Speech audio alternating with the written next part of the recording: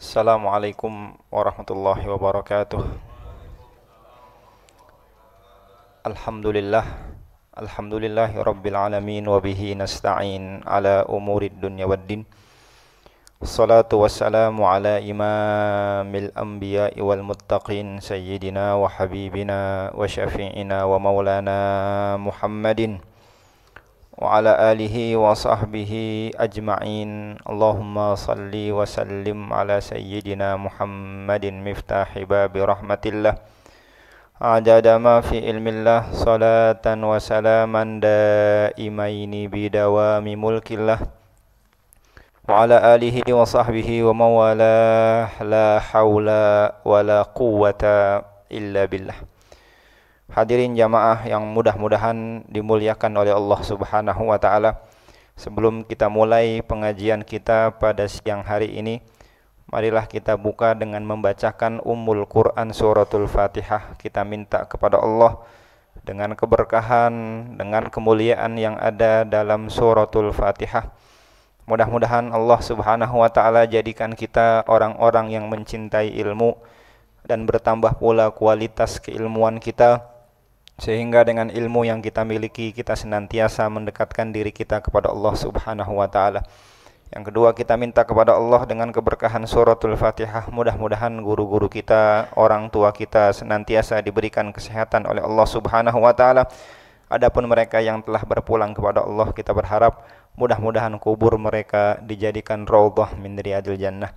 Yang ketiga, kita minta kepada Allah Subhanahu wa taala dengan keberkahan suratul Fatihah, mudah-mudahan BPJS Ketenagakerjaan yang saat ini memasuki usia yang ke-47 tahun senantiasa diberkahi oleh Allah Subhanahu wa taala, senantiasa bisa terus memberikan kontribusi terbaik untuk bangsa dan negara. Begitu pula orang-orang yang terlibat di dalamnya senantiasa mendapatkan limpahan keberkahan kemuliaan dari Allah Subhanahu wa taala. Ala hadhihi niyat wa ala kulli niyatin shalihah. Al-Fatihah. A'udzu billahi minasyaitonir rajim. Bismillahirrahmanirrahim. Alhamdulillahirabbil alamin arrahmanir rahim maliki yaumiddin. Iyyaka na'budu wa iyyaka nasta'in. Ihdinas siratal mustaqim. Siratal ladzina an'amta 'alaihim ghairil maghdubi 'alaihim waladdallin. Amin. Rabbighfir lana wa liwalidayna. Amin. Hadirin jamaah yang mudah-mudahan dimuliakan oleh Allah Subhanahu wa taala, bersyukur kepada Allah Subhanahu wa taala yang telah memberikan kepada kita begitu banyak nikmatnya, sehingga dengan nikmat yang Allah anugerahkan kepada kita, kita bisa berkumpul di tempat yang baik, berkumpul dengan niat yang baik. Kita berharap kepada Allah mudah-mudahan kebaikan yang kita lakukan menjadi kebaikan yang diterima oleh Allah Subhanahu wa taala. Amin ya rabbal alamin. Hadirin jamaah yang mudah-mudahan dimuliakan oleh Allah Subhanahu wa taala, di kesempatan yang baik ini kita akan sama-sama mengkaji, kita akan sama-sama mendengar, melihat bagaimana cara kita untuk menjaga kesehatan mental kita manakala Allah Subhanahu wa taala datangkan kesulitan, ya, kesedihan, ya, musibah dan lain sebagainya dalam kehidupan kita. Sebelum kita masuk pada tema itu, hadirin jamaah sekalian, kehidupan yang kita lalui sebagaimana yang Allah Subhanahu wa taala tetapkan pada kita makhluk ciptaannya, senantiasa keadaan tersebut berputar dari satu keadaan menuju keadaan yang lain. Tidak ada seseorang yang senantiasa konsisten dalam keadaan tertentu sampai nanti dia kembali kepada Allah Subhanahu wa taala, enggak ada. Senantiasa berputar kehidupan kita di atas muka buminya Allah Subhanahu wa taala. Ada kalanya seseorang dalam keadaan senang, ada kalanya seseorang dalam keadaan sedih, kan? Ada kalanya dalam keadaan sehat, ada kalanya dalam keadaan sakit. Ada kalanya dalam keadaan punya uang, ada kalanya dalam keadaan bokeh gitu ya. Tapi kalau kita keseringan punyanya apa keseringan bokehnya ini? Masing-masing kita paling tahu bagaimana kondisi kita, kan kita begitu. Senantiasa begitu hadirin jamaah sekalian. Ini menjadi sunnatullahi ta'ala fil kaun. Menjadi satu sunnatullah, apa yang Allah gariskan ya bagi setiap ya makhluk ciptaan Allah Subhanahu wa taala. Yang menjadi pertanyaan, bagaimana bila Allah Subhanahu wa taala menghadirkan kesempitan, kesedihan, ya, musibah, bencana dalam kehidupan kita? Apakah kita menjadi orang yang marah-marah kepada Allah? Apakah kita menjadi orang yang protes kepada Allah? Atau kita menjadi orang yang melukai, ya, orang yang berbuat jahat kepada kita, orang yang mengecewakan kita dan lain sebagainya? Makanya sering, ya, beberapa saat yang lalu kita lihat ada seorang suami dia bunuh istrinya, seorang anak dia bunuh, ya, kedua orang tuanya dan lain sebagainya. Apakah itu yang harus dilakukan oleh orang-orang yang beriman kepada Allah Subhanahu wa ta'ala? Tentu tidak, hadirin jamaah sekalian. Para ulama memberikan penjelasan, memberikan nasihat kepada kita manakala kita dalam keadaan demikian, dalam keadaan terpuruk, dalam keadaan sedih, dalam keadaan sempit, dalam keadaan sakit, musibah dan lain sebagainya. Maka yang harus tertanam dalam hati kita, ya, apapun yang Allah berikan pasti mendatangkan kebaikan dalam kehidupan kita. Meskipun dalam bentuk yang tidak kita harapkan, dalam bentuk yang tidak kita inginkan, dalam bentuk yang kita rasakan begitu pahit, begitu getir dan lain sebagainya. Tapi orang yang beriman kepada Allah, dia punya keyakinan apapun yang Allah hadirkan pasti mendatangkan kebaikan dalam kehidupan kita. Kenapa? Karena kita punya keyakinan, hadirin jamaah sekalian, Allah yang bersifat apa? Ar-Rahman, Allah yang bersifat Ar-Rahim, pengasih, ya, maha penyayang. Maka enggak mungkin tuh Allah Subhanahu wa ta'ala menyengsarakan, apalagi membinasakan hamba-hamba Allah Subhanahu wa ta'ala. Bahkan, ya, Al-Imam Fakhruddin Ar-Razi misalnya ketika beliau menafsirkan sifat Allah berupa Ar-Rahman Ar-Rahim, pengasih penyayang, beliau menyitir satu kisah, ya, di zaman Nabi Allah Musa alaihi salam, di mana ketika Nabi Allah Musa sedang makan roti, ya, entah rotinya roti auka atau apa, wallahu a'lam gitu ya. Beliau lagi makan roti, Pak. Tiba-tiba ada burung gagak menghampiri Nabi Allah Musa. Kemudian ngambil roti yang sedang digenggam oleh Nabi Allah Musa alaihi wa ala nabiyyina afdhalus shalah wassalam. Diambil itu roti, Pak, oleh burung gagak. Nah, ini Nabi Musa penasaran. Ini kok tumben-tumbenan ya, ada burung gagak menghampiri saya, kemudian mengambil roti yang akan saya makan. Karena Nabi Musa penasaran, diikutin, Pak, sama Nabi Allah Musa kemana burung gagak ini terbang. Kemudian nggak lama dari itu burung gagak itu setelah dia terbang tinggi, kemudian dia masuk ke dalam satu bangunan tua. Nabi Musa makin penasaran ini. Lah mau ngapain ini burung gagak ya masuk ke dalam bangunan tua yang tidak ya dijamak oleh banyak orang. Nabi Musa pun masuk ke dalam bangunan tua itu, hadirin jamaah sekalian. Ternyata di dalam bangunan tua itu ada seseorang yang tangan dan kakinya sedang diikat. Burung gagak itu mendekat seakan memberi makanan berupa roti kepada seseorang yang tangan dan kakinya sedang diikat. Lihat bagaimana sifat kasih sayangnya Allah. Bahkan kepada orang yang tangan dan kakinya sedang diikat pun masih kebagian rizki dari Allah Subhanahu wa ta'ala. Artinya Allah ya punya sifat luar biasa. Ya, Ar-Rahman, Ar-Rahim, Ra'uf ya dan lain sebagainya. Maka kita orang yang beriman harus punya keyakinan yang mantap dalam diri kita bahwasanya apapun yang Allah Subhanahu wa ta'ala gariskan dalam kehidupan kita pasti mendatangkan kebaikan, mendatangkan keberkahan, keindahan dari Allah Subhanahu wa ta'ala. Lah terus bagaimana itu? Ya, katanya Allah punya sifat Rahman, Allah punya sifat Rahim. Kenapa Allah datangkan musibah, Allah datangkan bencana, ya, kesulitan, kesedihan dan lain sebagainya. Nah, ini ternyata ulama memberikan penjelasan, boleh jadi kita menjadi hamba yang kebangetan lupa kepada Allah. Puluhan tahun Allah hadirkan nikmat begitu banyak. Puluhan tahun Allah hadirkan nikmat begitu berlimpah. Ya, Allah kasih kesehatan, Allah kasih rizki, Allah kasih pekerjaan, Allah kasih rumah tangga dan lain sebagainya. Ternyata di balik nikmat itu kita menjadi pribadi yang lupa kepada Allah. Nikmat kesehatan yang Allah beri bukannya kita jadikan kesempatan untuk taat, justru kita pakai untuk maksiat kepada Allah. Nikmat rizki yang Allah limpahkan bukannya kita pakai untuk berinfak dan lain sebagainya, justru kita pakai untuk bermaksiat kepada Allah. Ternyata nikmat yang Allah hadirkan membuat kita lupa dengan Allah Subhanahu wa ta'ala. Nah, karena kita lupa kepada Allah, kita terlampau jauh ya dengan Allah Subhanahu wa ta'ala, pada akhirnya Allah kirimkan surat cinta itu, Pak. Tapi bentuknya apa? Bentuknya kesedihan, bentuknya musibah, bentuknya penyakit, bentuknya kesempitan, bentuknya kesulitan. Tujuannya apa? Tujuannya biar kita kembali mendekat ya, merapat kepada Allah Subhanahu wa ta'ala. Jadi bukan artinya Allah pengen binasain kita, bukan. Tapi boleh jadi kita yang kebangetan jauh dan Allah nggak pengen kita jauh ya dengan Allah Subhanahu wa ta'ala, sehingga Allah kirimkan surat tadi itu. Tapi bentuknya seperti tadi.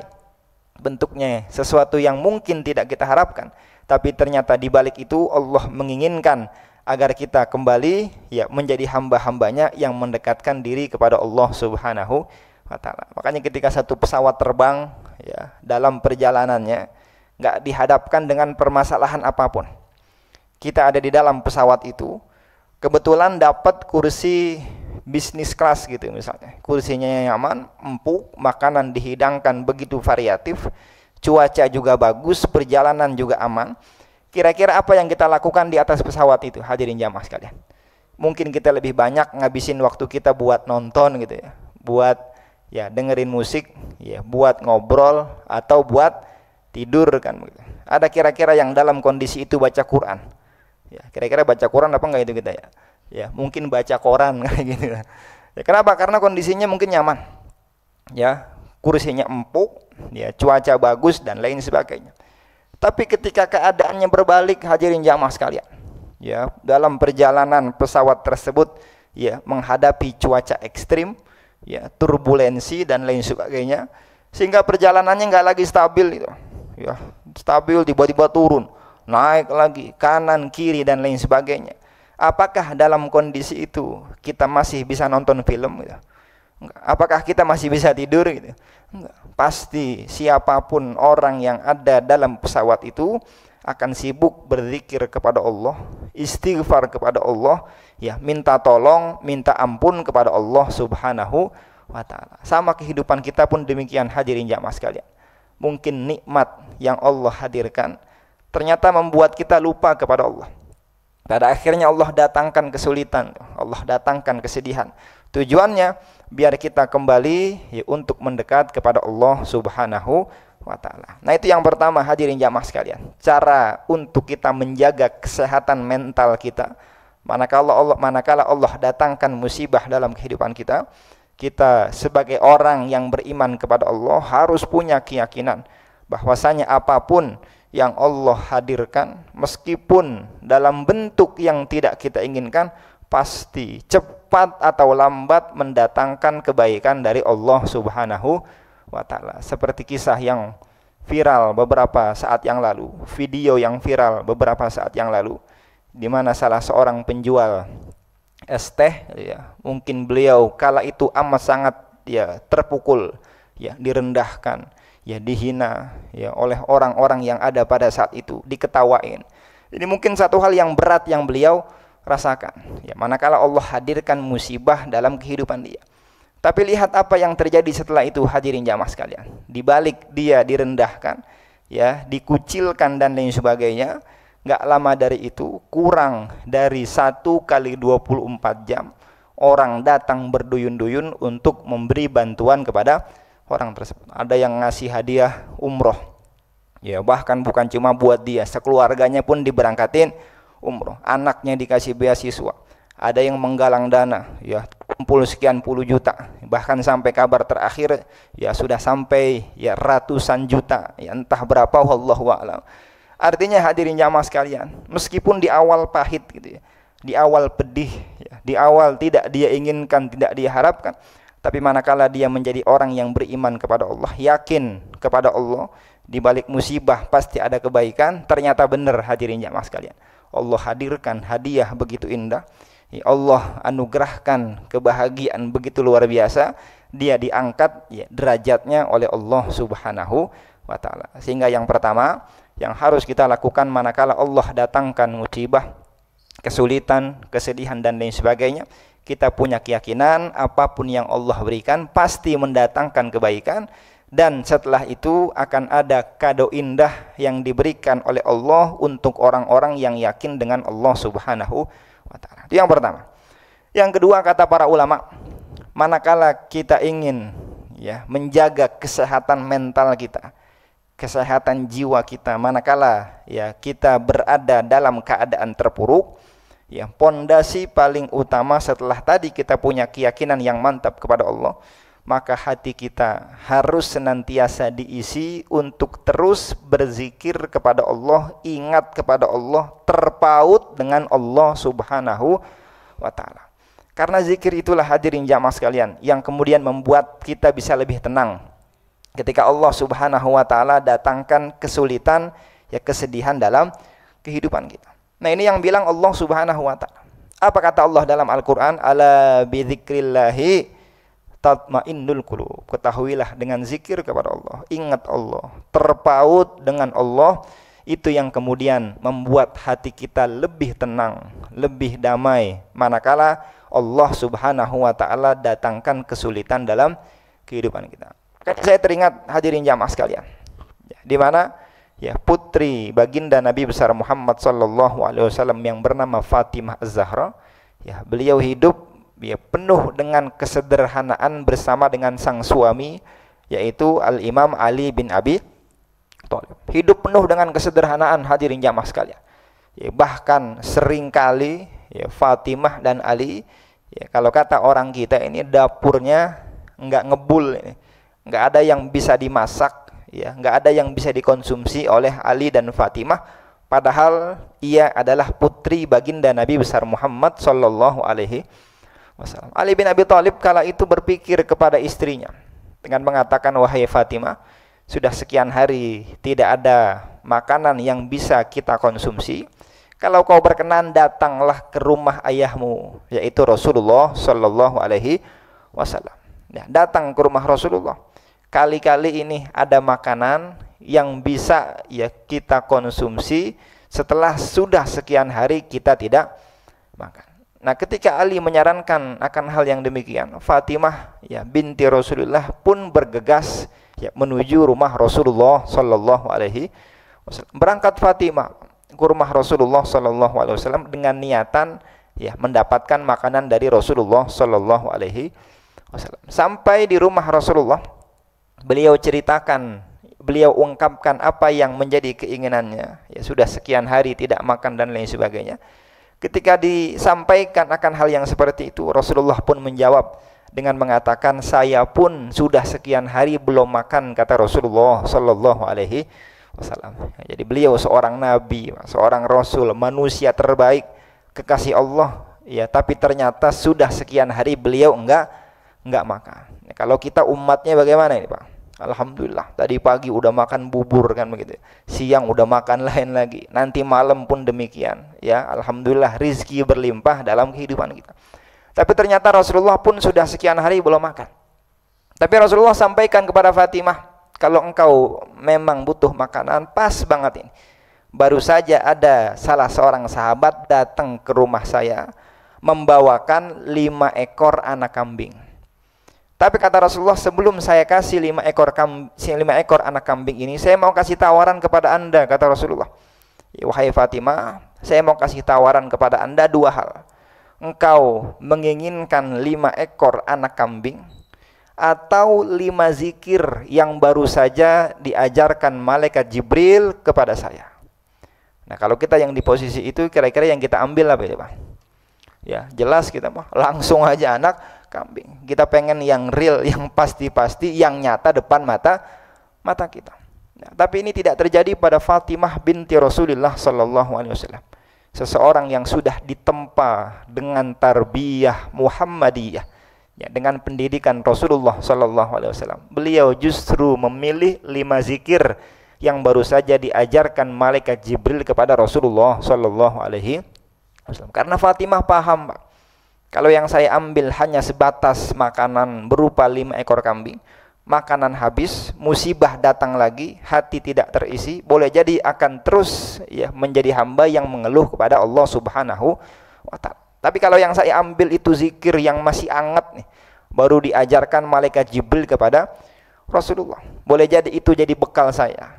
Manakala satu saat Allah datangkan kesulitan lagi, Allah datangkan musibah lagi, saya tetap menjadi orang yang bersyukur kepada Allah Subhanahu wa taala. Sehingga yang diambil oleh Fatimah Az-Zahra bukan 5 ekor kambing, tapi 5 zikir yang baru saja diajarkan malaikat Jibril kepada Rasulullah sallallahu alaihi wasallam. Apa 5 zikir itu? Kata Rasulullah, bacalah di setiap doamu dengan mengucapkan ya awwalal awwalin, ya akhiral akhirin, ya dzal quwwatil matin, ya rahimal masakin, ya arhamar rahimin.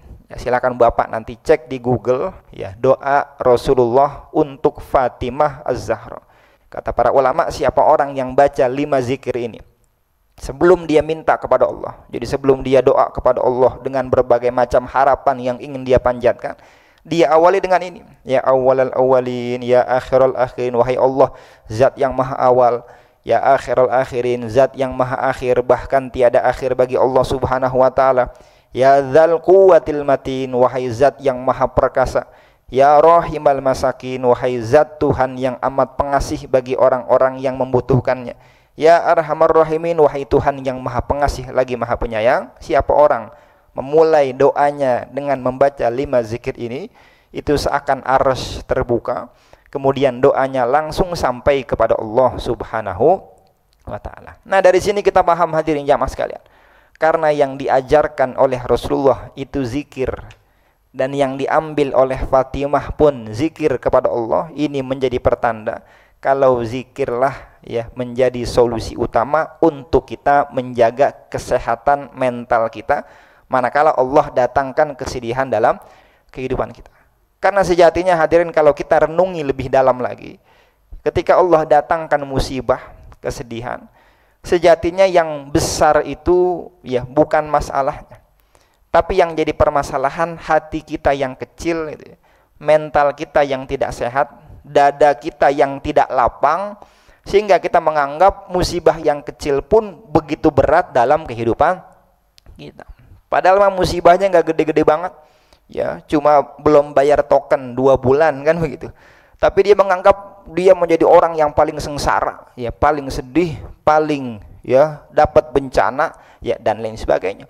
Padahal mah bencananya nggak gede-gede banget, nggak besar-besar banget, cuma hatinya kecil gitu, hatinya sempit, ya sehingga dia terus-menerus menjadi seseorang yang tidak bersyukur kepada Allah Subhanahu wa taala. Makanya ya ketika ada satu ruangan ukurannya 3 kali 3 gitu, diisi sama 10 orang, kira-kira sempit apa enggak ini aja? Sempit. Ruangan kecil isinya 10 orang. Tapi kalau kita balik, ruangannya 10 kali 10 diisi dengan 10 orang, kira-kira yang 10 orang ini kesempitan apa enggak ini? Enggak, luas. Kenapa? Karena ruangannya luas. Sama hati kita pun bila mana sempit, ya dada tidak lapang, maka masalah apapun yang datang dalam kehidupan kita bawaannya berat aja. Tapi ketika hati kita lapang, ya hati kita luas, ya maka musibah yang datang meskipun besar sekalipun tetap kecil karena kita punya hati yang lapang kepada Allah Subhanahu wa taala. Ya bahkan kalau kita ya merenungi lebih jauh lagi hadirin jamaah sekalian, ya sesuatu yang menjadi beban dalam kehidupan kita, sesuatu yang berat dalam kehidupan kita, belum tentu itu tidak baik buat kita. Justru boleh jadi yang kita anggap ringan, yang kita anggap nyaman, yang kita anggap tidak ada tantangan, ternyata boleh jadi belum tentu itu baik buat kita. Justru boleh jadi itu buruk buat kita. Kan begitu? Ya, makanya kalau kita analogikan, ya ketika ada seorang atlet, ya katakanlah atlet angkat besi gitu ya. Setiap hari dia latihan. Ya, yang dia angkat beban begitu berat, ya 50 kilo, ya 70 kilo, ya bahkan 100 kilo. Nah, satu saat dia bilang kepada pelatihnya dengan mengatakan, besok saya mau latihan, tapi yang mau saya angkat yang enteng-enteng aja. Nggak mau saya ngangkat 50, apalagi 100 kilo. Saya cuma mau ngangkat berapa kilo? Ya, 5 kilo gitu ya. 10 kilo, paling top 15 kilo. Pokoknya besok saya mau begitu. Nah, ketika ada atlet kondisinya seperti itu, yang dia mau angkat cuma yang ringan-ringan doang, kira-kira ketika datang ya olimpiade, ya pertandingan, atlet yang modelnya begini bisa jadi juara apa enggak ini? Ya enggak, sulit rasanya. Kenapa? Karena yang dia lakukan hanya mengangkat sesuatu yang ringan. Tapi ketika dia latihan yang dia angkat berat-berat gitu ya, yang dia angkat 50 kilo, yang dia angkat 100 kilo, maka bisa ada kemungkinan besar ya ketika datang olimpiade, ketika datang pertandingan dan lain sebagainya, dia akan menjadi atlet yang luar biasa dalam profesi yang dia tekuni. Begitu pula kita hadirin jamaah sekalian, ketika kita terbiasa menghadapi sesuatu yang berat, ya, menghadapi beban yang begitu menghimpit kehidupan kita, manakala kita bisa tetap survive gitu dalam keadaan itu, maka boleh jadi setelah itu ya derajat kita akan diangkat oleh Allah Subhanahu wa taala, dengan catatan kita menjadi pribadi yang terus beriman kepada Allah, yakin kepada Allah, dan kita ya menjadi orang yang istiqomah untuk terus mengisi hari-hari kita dengan zikir, ya, dengan ketaatan kepada Allah Subhanahu wa taala. Oleh karenanya hadirin jamaah sekalian, mudah-mudahan di majelis yang baik ini, di pertemuan yang baik ini, apa yang barusan saja kita dengar, apa yang barusan saja kita kaji menjadi sebab kita mampu menjadi pribadi yang terus meningkatkan keimanan kita kepada Allah Subhanahu wa taala, mampu mengisi hati kita untuk terus berzikir kepada Allah, menyebut Allah, ya, punya keterkaitan dengan Allah Subhanahu wa taala. Karena itulah yang kemudian menjadi sebab kita mampu menjaga kesehatan mental kita, mampu menjaga kesehatan jiwa kita. Manakala Allah datangkan musibah, datangkan kesulitan, kesedihan, kita tetap menjadi orang yang beriman kepada Allah, yang pada akhirnya Allah Subhanahu wa taala akan memberikan keberkahan, ya, kemuliaan, kemudahan dalam kehidupan kita. Amin ya rabbal alamin. Terakhir kita tutup dengan membacakan Ummul Quran suratul Fatihah. Mudah-mudahan kumpulnya kita di tempat yang baik ini senantiasa mendatangkan kebaikan, mendatangkan keberkahan dari Allah Subhanahu wa taala. Ala hadhihi niyat wa ala kulli niyatin shalihah. Al-Fatihah. A'udzu billahi minasyaitonir rajim. Bismillahirrahmanirrahim. Alhamdulillahirabbil alamin, arrahmanir rahim, maliki yaumiddin. Iyyaka na'budu wa iyyaka nasta'in. Ihdinas siratal mustaqim, siratal ladzina an'amta 'alaihim ghairil maghdubi 'alaihim waladdallin. Amin. Rabbana atina fid dunya hasanah wa fil akhirati hasanatan wa qina adzabannar wa adkhilnal jannata ma'al abrar. Ya Aziz ya Ghaffar ya Sattar ya Rabbal alamin. Sallallahu ala sayyidina Muhammad an-nabiyil ummi wa alihi wa sahbihi wasallam. Walhamdulillahi rabbil alamin. Kurang lebihnya mohon maaf. Wassalamualaikum warahmatullahi wabarakatuh.